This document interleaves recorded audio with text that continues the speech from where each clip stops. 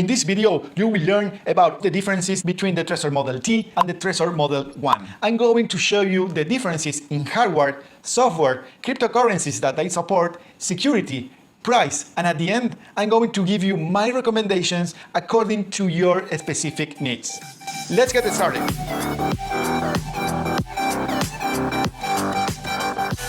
My name is Joaquin Moreno, and I've been teaching people how to participate in the new digital economy through Bitcoin, crypto, and more with tips and tools in Spanish since 2014, and now in English. The Trezor One came out in 2014, and the Trezor T was launched as the follow-up 4 years later in 2018. The first difference between the two is the packaging. They are both secured with a tamper-proof sticker to secure the devices during the shipping. For the Trezor One, the sticker is used to secure the device by preventing tampering with the box itself. Since you have to rip the sticker in order to open the box, it's easy to tell if the box has been opened. The tamper-proof sticker for the Trezor T, however, is attached directly to the bottom of the device itself, making it almost impossible for anyone to gain access to your device without you knowing. In terms of dimensions, however, the original model has an edge.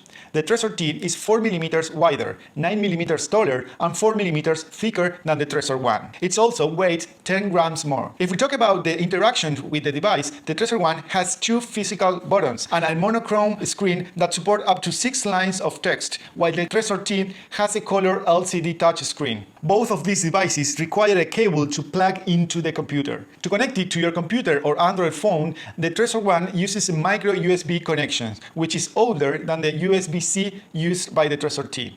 The Trezor One includes a 10 cm micro USB cable and wrist strap, while the Trezor T includes a 45 cm USB-C cable and a magnetic dock, which is personally what I would prefer because the dock is sleeker and practical for everyday use. And we can't forget that the Trezor T has a slot to insert the micro SD card, which is not included. If you look inside, the Trezor One has a 120 MHz ARM processor, while the Trezor T is faster and it has a 168 MHz ARM Cortex-M4. Now, let's move on to the software differences. One difference between them is how they set up the wallets. For the Trezor One, it generates a seed or recovery phrase for you that is 24 words long, but in the Trezor T, the seed phrase is 12 words long. It's important to write this down so you can gain access to your wallet later if something happened to your hardware wallet and you need to replace it.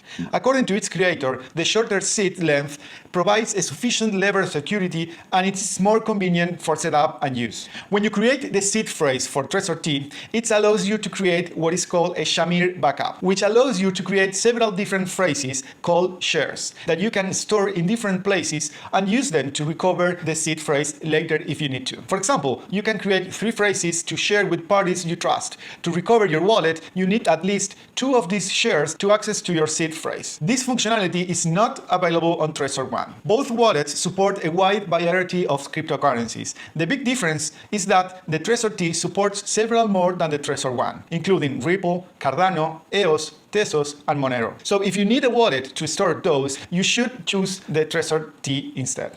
If we look at how you interact with the device, the Trezor T is more intuitive because it has a touch screen, although some people might find it difficult if they have large fingers. As for security, it's important that you know that both devices have the same basic functionality. The chip is faster in the Trezor T, and it also gives you the option of using the micro SD slot to add an extra layer of security. Using this slot, you can create a PIN that is stored on the card. The touch screen on the device adds an additional layer of security. Using this, you can enter the PIN directly on the device instead of using the keyboard to type it on your computer screen, where a hacker could potentially record your keystroke to steal your PIN. Finally, let's talk about the price. At the time of recording this video, the Trezor T comes in at 149 euros, while the Trezor One will cost you just under 49 euros. Click on the links on the description to learn more information about these both. Without a doubt, you can use either of these devices to increase the security of your cryptocurrencies compared to a software wallet. If you're just starting out and want to make your crypto more secure at a lower cost, I would recommend you getting the Trezor One. If you already have another hardware wallet, or if you have a significant amount of crypto, I would recommend investing a little bit extra money and get a Trezor T so you can have a peace of mind that comes with even more security. Finally, if you want to use a hardware wallet to store Ripple, Cardano, EOS, Tezos, or Monero, you won't be able to store them on the older model. the Trezor T would be a better way to go. Many people, however, keep multiple wallets as a backup. In this case, I would recommend buying a Trezor T as your main hardware wallet, but then buy a Trezor ONE as a backup in another secure location, in case something ever happens to your main wallet. At Satoshi Labs, they offer you a package that they call the Trezor Ultimate Pack, where they include a Trezor Model T, a Model 1, and a Crypto Steel capsule, which we will be reviewing in an upcoming video.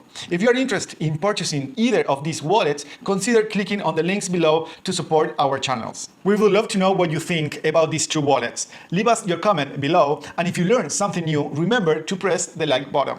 On the site, there is a link with one of our latest videos that might be interesting to you. See you next time.